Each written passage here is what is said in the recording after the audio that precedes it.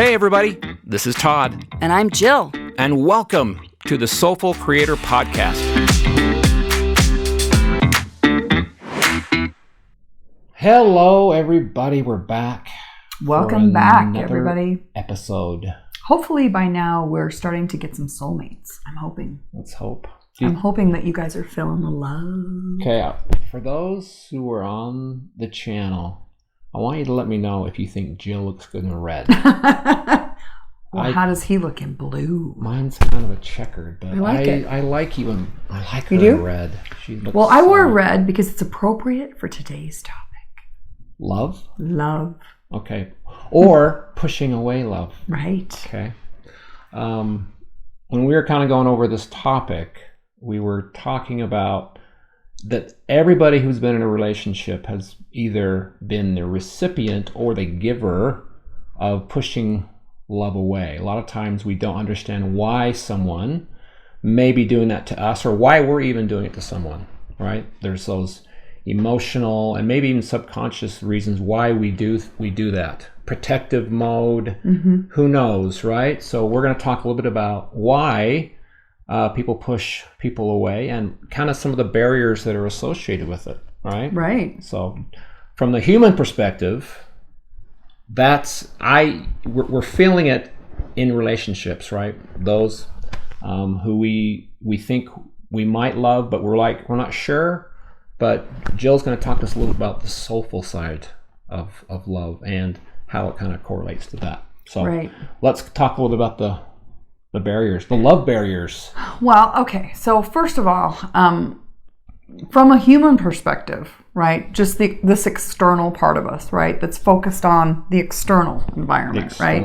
Humans always, human is always focused on the external environment. And so when, from our human perspective, we look at love from a place of lack, right? And that is buying into this belief that I'm not enough, right?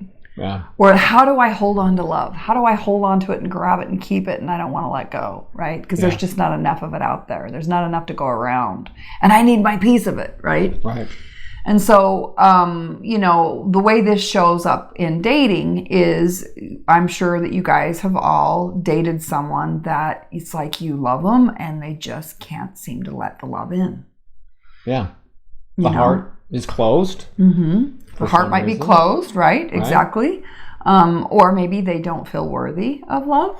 And so that's when we have to realize that, this whole thing of energy is reciprocal. There's the giving and the receiving, and that's the flow. That love has a giving portion. It comes, I give to you, and then you give back to me. And in that way, love is flowing through both of us, and through the universe, works through people, right? Other soulmates. And so if you're letting love flow through you, then you'll be in a place of being willing to be open and give. Right. But and then if I'm open to love, then I would receive it. And then if I'm also open, I wouldn't mind giving it because I know there's enough to go around. So, that holistic view of love, the fact that it's both giving and receiving and coming through you and back into me, that's reciprocal love. And that's when we keep that flow going. And that's what the soul's perception of love is that love is whole. It has both the giving and the receiving. If at any point we're only receiving half of that, like a lot of times, the first half of our life when we're immature little soul beings, it's all about like being a child. What can I take from my parents? What can I get from the universe, right? I can't get enough from this partner. I just want to take what you have to give me. But then if I'm, I can only contain so much of that energy, and the universe is going to stop giving to me if I get full of what you're giving me and I'm full and I'm not open.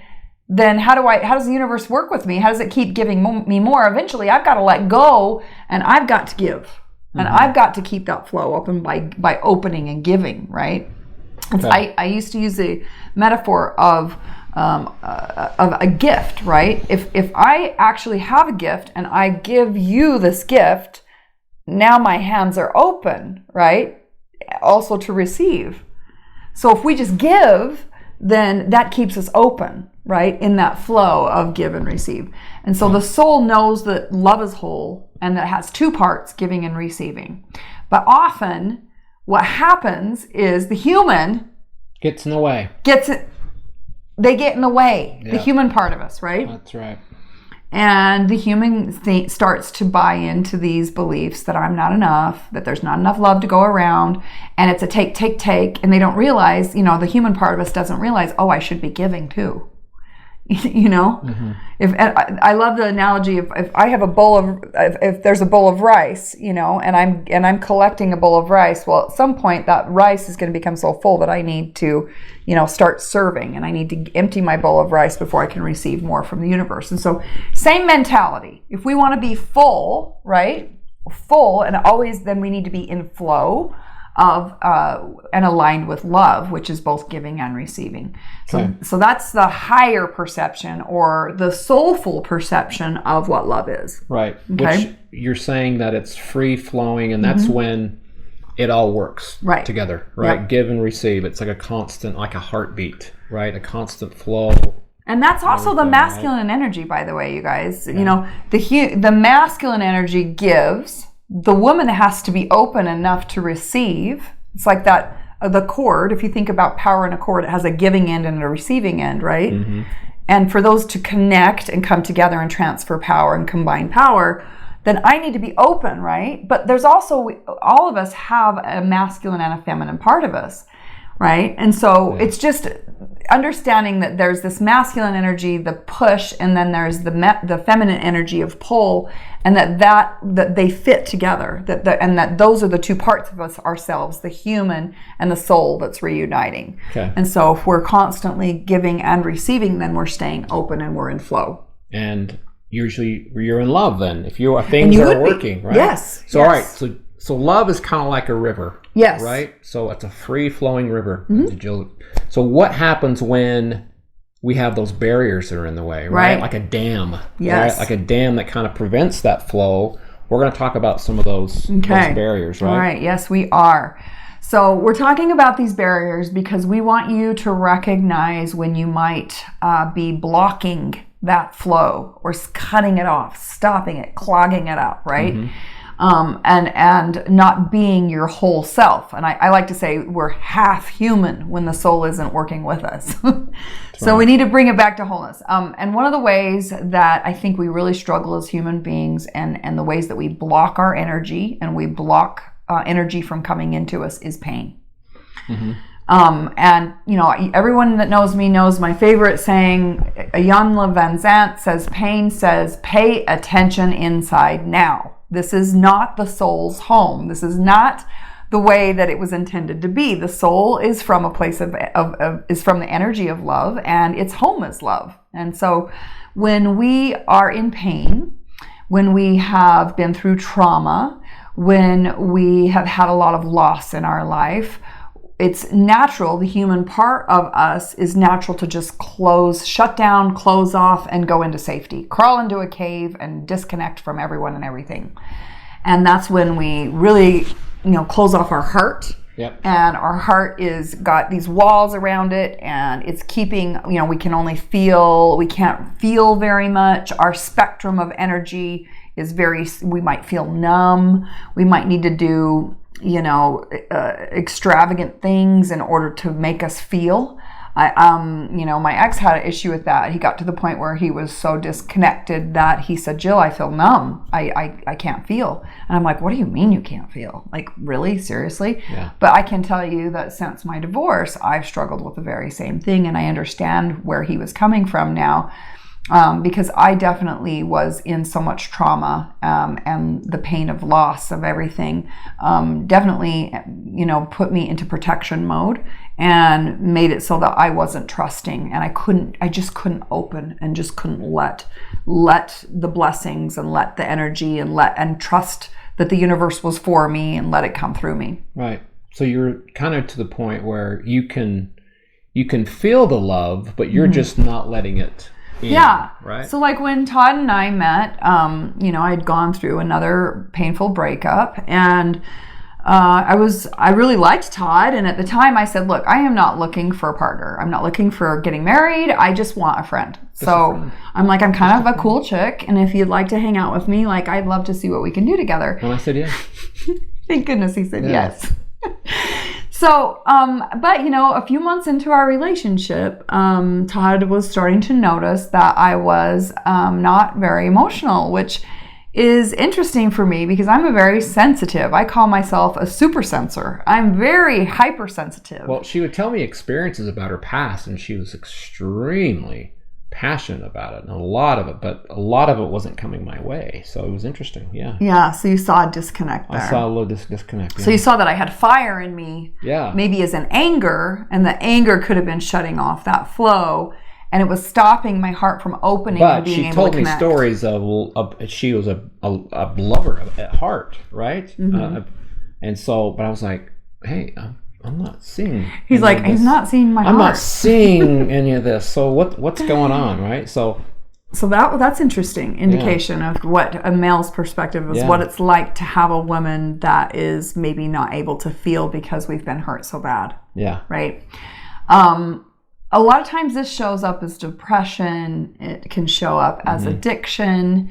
When we crawl into depression and addiction, that's kind of passive aggressive, and it's our way of staying in victimhood and not wanting to really get out there and learn self-love. And so for me, I had been working on self-love for a long time, and I openly admitted it's in my last relationship that I had before I met Todd. I'm like, I totally loved him up here. I knew that I loved him. We were together for 4 years.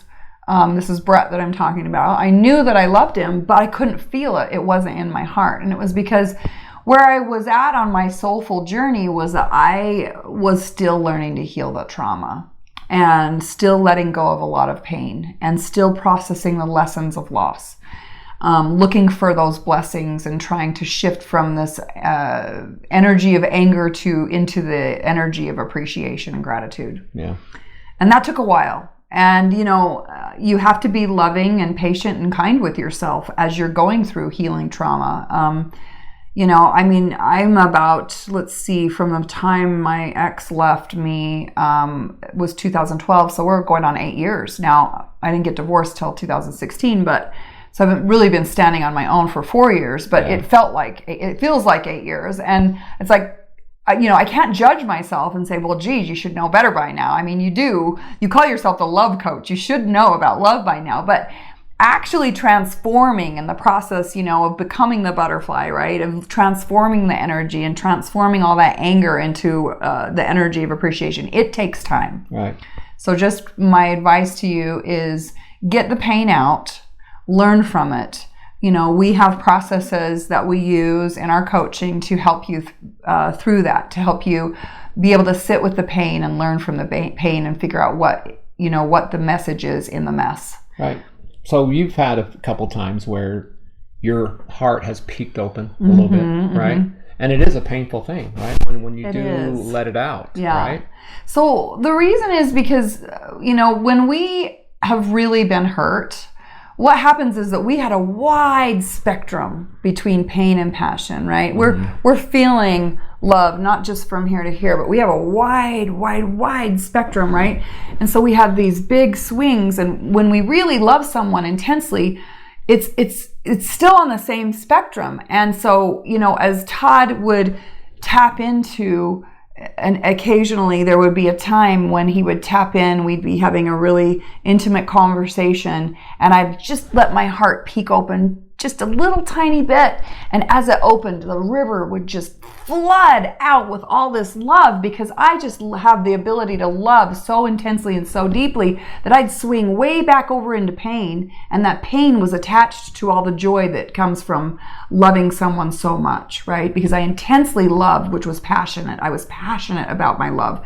And so when I would open up my heart, the swings would go from, these itty bitty swinging and barely feeling to this large swinging. And I was afraid to open that back up because, I really, really loved my husband, and I really loved him a lot and still do and always will. And it hurt when he rejected me, right? And even though we talked about rejection in previous episodes, I know that wasn't about me. It really hurt because I don't like being disconnected from him. He was one of the most important soulmates in my play here, in this life's journey. And so just realize that when we, it's like having a child that's difficult to love, and realizing that you put a lot of sacrifice and love into that marriage or whatever, you're right. And when you take care and you nurture a child and you build a business and you do all these things with a soulmate and you have that dance for such a long time, when you separate from them, that love doesn't go. They don't take that love with them. That love's always going to be mine. I'm always going to love that person. I'm always going to love that soulmate and that life experience of mine because I'm embracing all of it, both the pain and the passion of it. And so it's getting to that point where we can be grateful for the pain and for the experience of having loved so deeply, right? And then realizing we're really, really grateful for those experiences. Okay. All right. The next barrier is control, right? Control, yes. Okay. So control shows up a lot of times, especially in women, and I don't know about men, but I think as women, it shows up as insecurity and codependency and being very needy and demanding. Mm-hmm. So when a woman that's gone through a lot of trauma and loss, is feeling like she's been rejected, you might be feeling like I'm nothing without him, or I can't do this alone, or I don't feel safe and I don't know how to make myself feel safe, or I can't trust the universe to have my back. I can't trust that life's going to be good to me.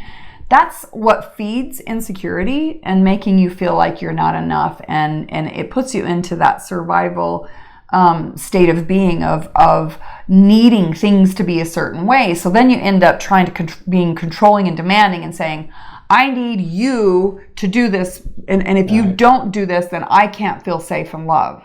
I need life to show up a certain way or else I won't open my heart, right? I need, and it goes back into feeling like love's a contract and saying, I'll give you sex when you pay the bills, or I'll like whatever that contract is that we have, I'll feed your narcissism if you make me feed my narcissism, right? But it's this exchange that love's more like a contract, and where we're controlling and manipulating that energy because we don't know how to generate that love from within ourselves. So we're dependent on what life gives us back or through other beings, through other people. And so it's what ends up is that insecurity and that codependency that I end up becoming dependent on you. Hey, I need you to love me because I can't, right? And I don't want to do my soul work, and I don't want to learn how to love myself. I just want you to just love me. I just want to be pretty, and then you're just going to love me. That's, a lot of the shallow thinking, the human perspective is, if I'm pretty enough, then he should love me. But it doesn't work like that. Yeah. Especially, kind of relating it to the dating game, right? As far as when you're on these dating apps and you're meeting people for the first time, it's interesting to see some of these patterns, even in the first or second date, which is interesting because it's like, wow, they want certain things, right? How does that feel as a guy to be dating a girl that looks absolutely gorgeous and beautiful, yet comes across as really needy? Yeah, it's not a big turn on. No, and it's not. It's very off-putting. It's like, well, I think because we're all, when we're dating at this age, right? We're all looking for someone, but we also understand that we also have baggage. We also have things that we know that we can provide. But when it's coming from a place of, I need you to do this for me, it's almost like you step back, or you just say, okay, that was... Because it's like, I'm not giving you my energy, right? Like, you don't get my energy. Like, you don't get to tell me where I put my energy, right? Right, exactly. Like, it's an energy sucker. Oh, very much so. Yeah. Yeah.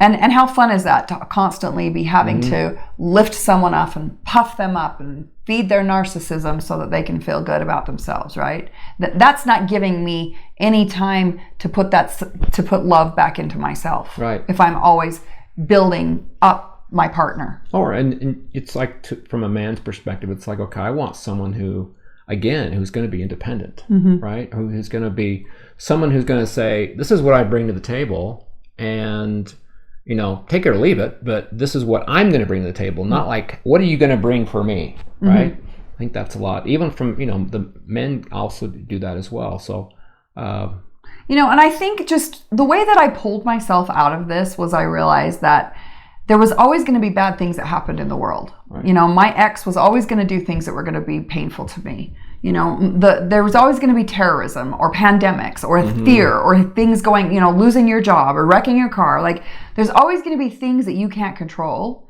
And so to try to control those things is futile, right? So why do we do it? And so I just needed to realize that, look, can I trust myself enough to take care of Jill, right? If I can trust myself to take care of my soul, to take care of myself and to make loving decisions, then at any time when the exterior environment, the world, the outside world is too hard, too human, too hard for me that I can't handle it, can I make an adjustment within myself and create safety, right? Yeah. Can I self-soothe? Can I say that I trust me enough that if I'm in a bad relationship, that I can choose out of that bad relationship and that I can now put myself in an environment in a healthy relationship? And I had to get real with the fact that it's not about me trusting my partner. It's never going to be about me trusting my partner, because my partner is always going to have choice. And sometimes partners make choices that cause pain. So I cannot ever stop the fact that there's going to be pain on the planet or that people are going to make choices. But what I can do is I can self-soothe and I can adjust and pivot, and I can find an environment and create an environment of safety for my soul. Great. All right. The third barrier is ego, which big one manifests itself as anger. Right, jealousy, judgment. Yes. All right. So ego is something that often doesn't show up until you start to do the soul work and heal the trauma. When you start realizing, okay, I've been controlling, maybe I've been demanding, maybe I felt a little insecure, I'm working on those things. You're sitting with the pain, you're acknowledging the pain, you're trying to get yourself up, pick yourself up, trying to get that pain out of your body, talk about it with a friend, journal, whatever you have to do, go get a massage, detox, whatever, get the pain out, get moving, go for a walk, run, right? Get balanced back with nature. And then what happens is, as we're doing the healing, often what happens is, we go through the stages of grief and we end up getting really angry that we've had to hurt. So you kind of felt the hurt, you're learning from the hurt, and kind of the back end of that is like, I am so angry at the universe for making me go through this. Yes. I am so angry at life. Life sucks, right? And what ends up happening is, because I still haven't learned the blessing and I still haven't shifted my energy into the energy of appreciation and gratitude, what ends up happening is I project that onto whoever I'm dating. Or I project that onto my job, or I project that into my bank account, right? I'm projecting it out. And it's all this unhealed emotional baggage that it's through the lenses that I'm looking through. I'm projecting that into my external world. And, is that fair to the partner, right? And there was a time with Brett, I just had to say, look, I am really, really angry at my ex. I'm angry that I've had to start over. I'm angry that I've had to rebuild. I'm angry that I have to be an employee when I was a boss at one point, right? I'm angry that I have to worry about living check to check. I'm angry that my husband thought that my girlfriend was more important than I was and that I'm having to start over. Like, it was just super uncomfortable. I didn't want to be growing. I didn't want to be doing my soul work. And I was really, really angry. To say it lightly and politely, because I would normally use other words. Right. But I can't tell you how angry I was. And, poor Brett, I just put that out onto him, and I recognized I am projecting all of my anger onto him, and I'm wanting him to save me. And going back into codependency, and I'm like, this is not the way. I'm never going to be empowered unless I sit in the pain and learn how to get stronger and learn how to take care of myself, right? And so for the longest time, I want to say like a couple years, probably 2 years, I was basically in this energy of I want to win. I want a better looking partner. I want a better job. I want more money. I want to look like I've succeeded in my life, and I was coming from this place of ego, of right fighting, and I want to be better than him and show him that I wasn't a piece of trash and that he shouldn't have thrown me away, right? That's all coming from anger. Yeah. That's coming from me being jealous that he's remarried and has this beautiful wife and has the business that I handed to him on a platter that I worked out 15 years for, and I'm mad that his life's easy because I'm the one that got the hard road. I'm the one that took the hard road and said, okay, I'll go to work and do my soul work and I'll rebuild and I'll start over and do it alone this time. I'm not sharing it with anybody next time, right? I was still in the energy of ego where I'm saying, I don't want to share it, right? That's still the energy of it's all about me and it's not a we energy, right? Yeah. So I had to catch myself in these energies of wanting to win and, being judgmental against myself and being jealous that I didn't have the life that he ended up, my ex ended up with, that he had the easy life that I didn't, and that I was doing all this hard work. And that comes out as anger. And, you can't, anger and love are at opposite ends of the spectrum, okay? So you can't feel anger, which is on the darkness side of things, which is the human part of things, which is the shadow parts of self. You can't, if you're going to be in that anger, then you can't feel the light part of that, which is love, self-acceptance, self-love. You can't feel that at the same time. And so you have to catch yourself when you're in ego and realize that the whole reason I'm angry is because I don't want to, embrace these shadow parts of myself, and I don't and love myself. And so these are the ways, at least through my journey, these were some of the things that I was able to identify, that pain was a huge barrier, control was a huge barrier, and coming from a place of ego. And until I was able to kind of get my human self and, hey, Jill, get in the back seat. It's time for you to. So how does that seat. then, pain, control, and ego? Yeah. How does that now manifest itself in pushing love away? What are some of the patterns that go with that of pushing love away when you're experiencing those things? When everything's going great, and then you experience some of these things, and then you push it away. What are some of those patterns? Well, I think a lot of that comes out as self-sabotage. Yeah. And it's your patterns, which I think we're going to talk about in the next episode. So make sure that you stick with us, because we're going to get into, in the next episode, we're going to talk about the ways that we self-sabotage ourselves and the dirty dance that we get in with each other. Okay? Okay. Good stuff. Some really good stuff coming up. Awesome. All right. Thanks for joining us. Bye-bye. Bye.